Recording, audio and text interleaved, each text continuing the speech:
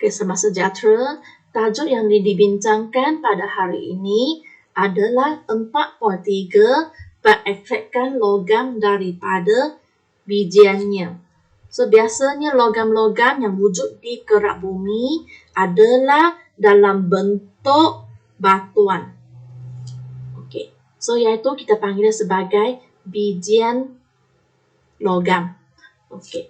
Sebagai contoh, besi dan mungkin akan wujud sebagai hematis atau magnetis. Dalam itu ada pelbagai benda asing. Okey, so kalau kita nak ekstrakkan, kita nak keluarkan oksigen daripada oksida logam tersebut untuk dapatkan besi tulen.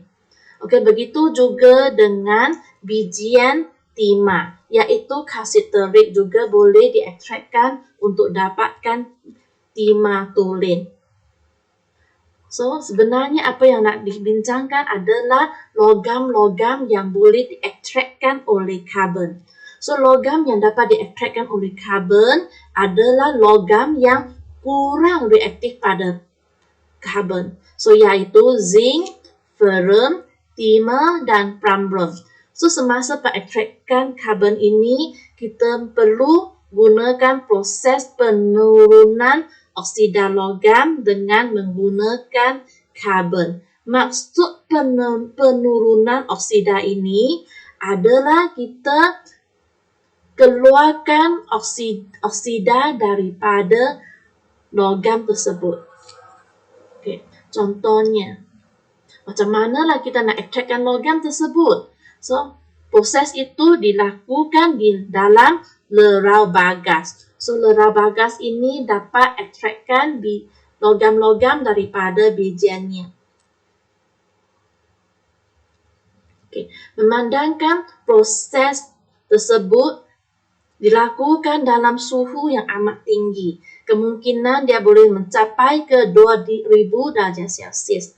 Oleh itu, dinding relau perlu dibuat daripada bahan yang garis panas.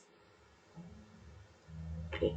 So, sekarang cikgu akan bincangkan dengan secara ringkas dulu apa yang berlaku di dalam lerau bagas. Okey, mula-mula logam oksida, contohnya ferrum oksida atau timah oksida, akan dimasukkan dari atas lerau bagas.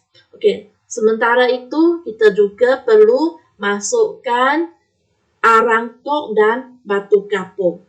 So, apabila logam oksida, arang kok dan batu kapur dimasukkan ke dalam lerau bagas, dia akan dipanaskan oleh udara panas. Okay. Dan ada dua proses yang penting berlaku di dalam lerau bagas. Satu adalah pengekstrakan logam. Okay. So, kita nak ekstrakkan logam. So, di sini logam oksida akan bertindak balas dengan karbon atau karbon monooksida untuk hasilkan logam tulen. Dan karbon akan bertindak balas dengan oksigen untuk hasilkan karbon dioksida. So, proses ini kita panggil dia sebagai penurunan oksida logam. Okey, kemudian proses yang kedua pula, kita hasilkan sangga. Sebenarnya sangga ini adalah benda asing. Okey, kita singkirkan benda asing dengan menggunakan batu kapur. So, batu kapur akan bertindak balas dengan benda asing, contohnya pasir, untuk hasilkan sangga. Okay. Pada akhir sekali, hasil proses pengekstrakan logam akan hasilkan logam yang akan dikeluarkan. Kemudian sangga yang dihasilkan juga akan dikeluarkan. Okey. So, ini secara ringkas sahaja.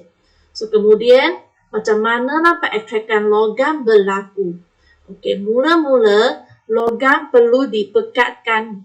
Okey, dipekatkan maksudnya kita akan keluarkan benda asing yang boleh dikeluarkan dulu. Contohnya tanah.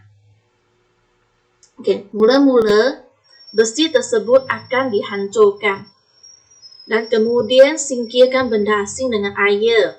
So, apabila logam ini, bijian logam ini dibilaskan dengan air, dia basah. Oleh itu, dia perlu dipanggangkan dengan haba yang panas. Kemudian, biji besi yang dipekatkan akan dimasukkan ke atas lerau bagas, bahagian atas. Okey, bersama dengan arang kok dan batu kapur.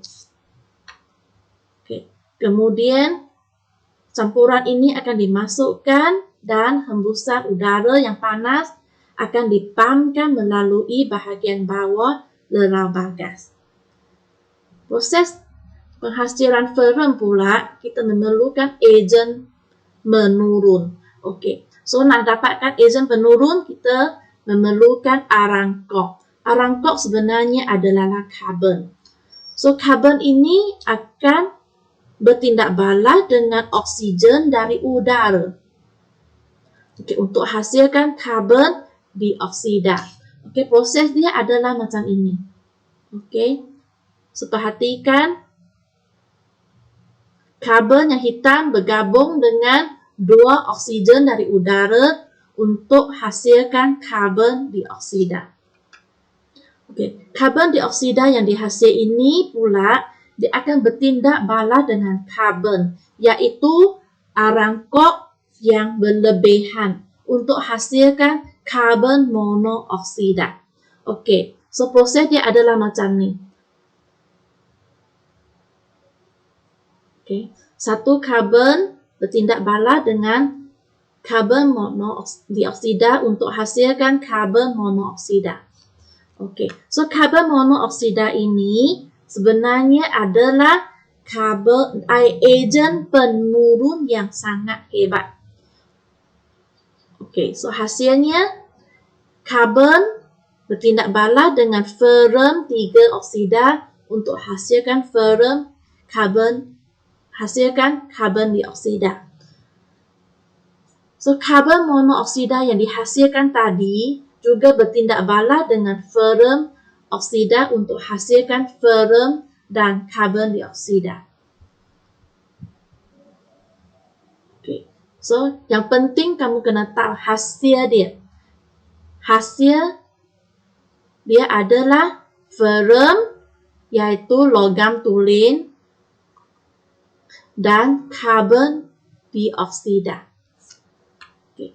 So, cikgu tunjukkan satu proses di sini. Okey, di mana karbon 3 oksida akan bertindak balas dengan karbon monooksida untuk hasilkan ferrum dan karbon dioksida. Okey.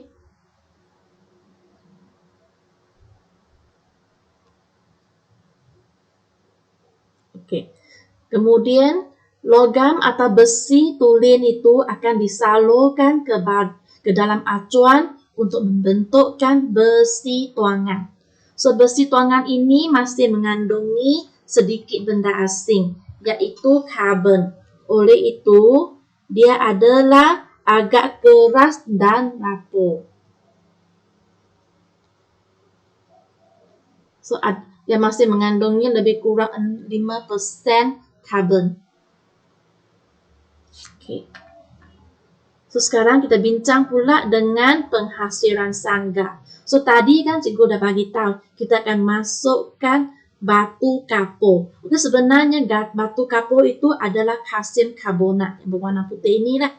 Okay, so kalsium karbonat ini, dia akan terurai pada suhu yang sangat panas untuk menjadikan karbon dioksida dan kalsium oksida dan karbon dioksida. Okey, proses dia adalah macam ini ya. Okey. So, kalsium karbonat yang besar akan terurai kepada 2, karbon dioksida dan kalsium oksida. Okey. So, kemudian kalsium oksida yang terhasil itu akan bertindak balas dengan silikon dioksida. Oke, ini adalah pasir. Sebenarnya adalah pasir. Oke, untuk hasilkan kalsium silikat, yaitu sangga. Oke, proses dia adalah sedemikian. Oke. Kalsium oksida akan bergabung dengan silika oksida untuk hasilkan kalsium silikat yang besar. Kemudian dia akan turun ke bawah lerau bagas. So, memandangkan sangga ini adalah kurang tumpat daripada logam, dia akan terapung di atas logam. Kemudian dia akan dikeluarkan untuk membuatkan tapak bangunan dan jalan. Okey. So, tugasan kamu boleh tengoklah dari buku teks. Muka surat 140. Dia suruh kamu carikan cara untuk mengekstrakkan timah. Okey, sebenarnya pengekstrakan timah ini sama sahaja dengan pengekstrakan besi. Bezanya besi tukar kepada timah. Okey, tadi kita masukkan logam oksida. Sekarang logam oksida ditukarkan dengan timah. Arang kok dan batu kapur sama. Okey. Proses berbeza sedikit sahaja. Tadi besi oksida, sekarang gantikan dengan timah oksida. Okey. Tadi yang hasil ekstrakan adalah besi atau ferrum. Sekarang tukar dengan timah lebur. Okey, yang berbeza sedikit di sini. Tadi kita hasilkan leburan yang dihasilkan tadi tukarkan dengan jongkong timah. Okey, besi tongan akan jadi jongkong timah. Okay. Apa yang berlaku di sini adalah timah oksida bertindak balas dengan karbon untuk hasilkan timah dan karbon dioksida. Okey. So, isu penlobongan di Malaysia. Satu adalah pencemaran udara. So, sebab kita memerlukan pembakaran batu api dan gas yang dihasilkan dari lerau gas akan mencemarkan udara. Isu kedua adalah pencemaran air akibat pencucian bijian semasa kita pekatkan bijian logam tadi kan. Okey. So, isu-isu lain disebabkan ada jentera dalam pelombongan. Jadi, dia mesti ada pencemaran udara. Dan satu lagi adalah penggunaan tenaga elektrik yang banyak. Okey. So, isu setempat pula adalah pemusnahan habitat akibat pembinaan logam. So, pokok-pokok akan ditebang. So, tumbuhan dan haiwan tak ada tempat tinggal. Kemudian ada hakisan tanah pula akibat pengalian bijian. Okey, itu sahaja. So, murid-murid pastikan dibuatkan latihan ya. Okey, terima kasih.